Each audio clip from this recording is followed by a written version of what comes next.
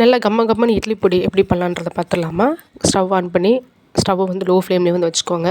கடாயில் 1 கப் அளவுக்கு உளுந்து, நீங்கள் வெள்ளை உளுந்து கூட வந்து எடுத்துக்கலாம். அதை நல்லா வந்து கலர் சேஞ்ச் ஆகிற வரைக்கும் வறுத்து எடுத்துக்கணும்.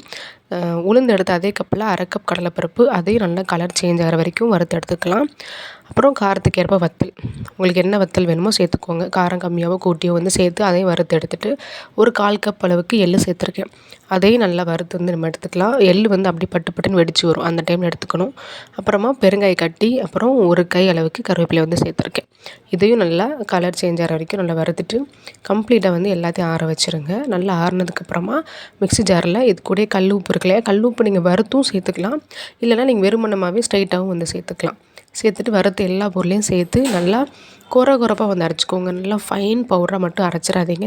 இட்லி பொடி வந்து நல்லா கொரன்னு இருந்தால் தான் சாப்பிடும்போது அந்த உளுந்தம் பருப்பு கடலை பருப்புலாம் படும்போது டேஸ்டியாக வந்து